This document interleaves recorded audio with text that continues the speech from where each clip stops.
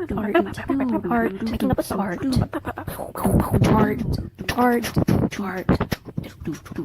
don't know how far this is gonna go on. Art, making up a art, it's about art. No, it's not, it's an intro song. Hello everybody, the world says hello, and today I'm doing another drawing. But this drawing is special because it's for my loves. So if you're not into that gushy mushy stuff, you're free to leave. You're free to leave. I'm not gonna hold you hostage for this one. But on Tuesday, I believe, Tuesday, I'll have a normal video. But I'm gonna read a story I wrote today for this voiceover. So let's get to it, shall we? One hot sunny day, there was a bowl of porridge, and the family that was going to eat it had left. So days went by, and there was a day when it was extremely windy. So the bowl of porridge tipped over, and it all spilled out. Then, since the bowl sat for so long, not had been cleaned, the bacteria that had grown brought the bowl to life. So as it lay there, its eyes opened. It had no mouth, but it had eyes. The bowl was just a small bowl. It was navy blue. It had arms and legs that were rather cartoony. Then the bowl sat up and started to wander the house. It was so fascinated by every little thing. Forks, drawers, TV. But this house was very old. It was so old, the plant vegetation started growing in and on the outside of the house. The bowl, not knowing anything about the passage of time, didn't know it had sat from the year 1950 to the year 5000. The bowl scurried under the table because someone busted into the house. It was a chubby man with some kind of law enforcement uniform. The man started shoving things in a big backpack-like thing, and the bowl was shoved inside. In a panic, the bowl was just frozen. The man hopped out of the house from the bowl's home. Oh, wait a minute. The man hopped out of the house onto a flying slug, and he flew far, far away from the bowl's home. He soon arrived in a city full of sounds and lights and buildings, so tall they went into space. The man went to his apartment and threw his bag on the floor and left the room. The bowl, exhausted and scared, rolled out of the bag, and then a very old woman saw the bowl by the window. Having very poor eyesight, she didn't notice its eyes and limbs. She picked up the bowl and asked if she could have it. The man said no, these are to be sold at the Museum of History. And he shoved it in the bag and hurried back out into the city.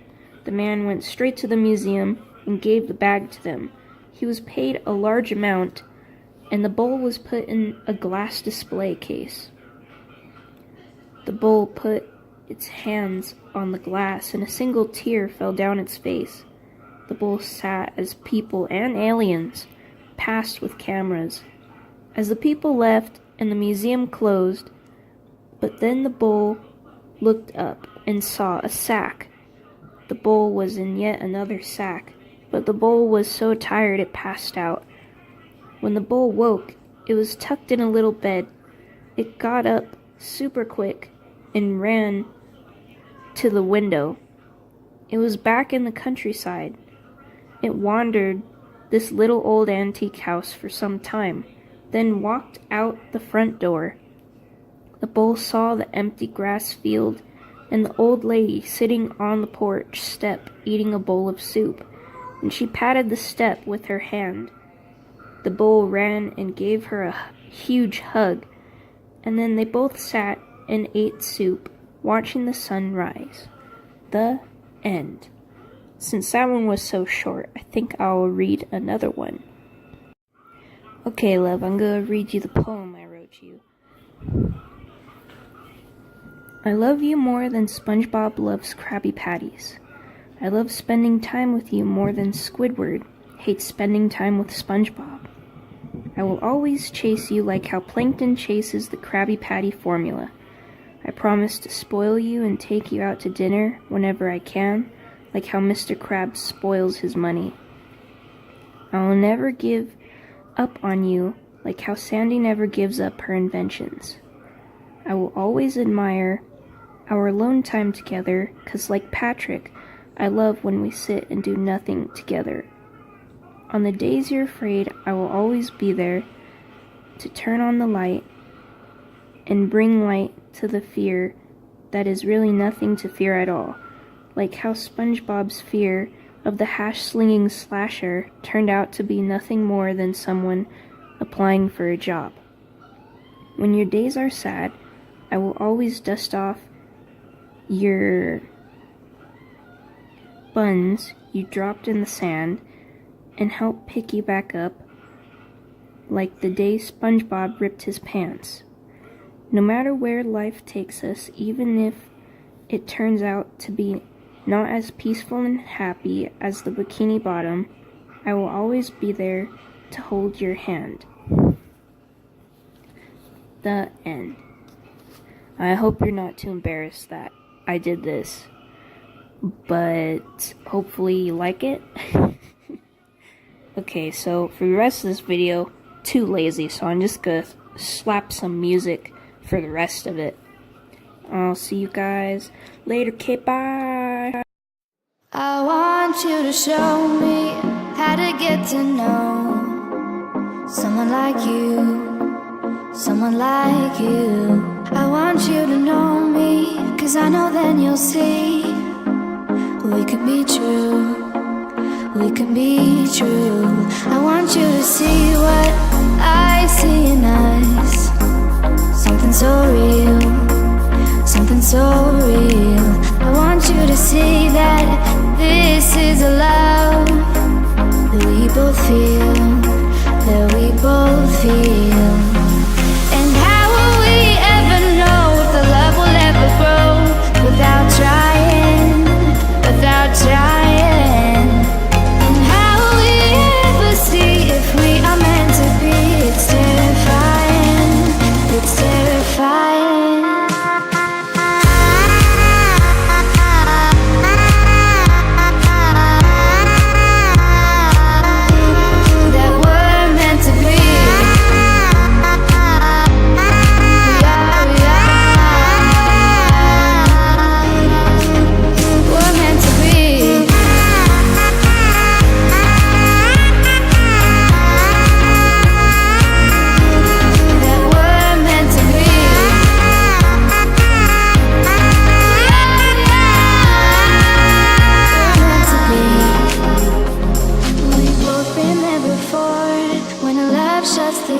It's a losing game, it's a losing game.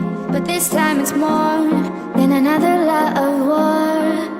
This ain't the same, this ain't the same. They say love heals all, it makes it all alright.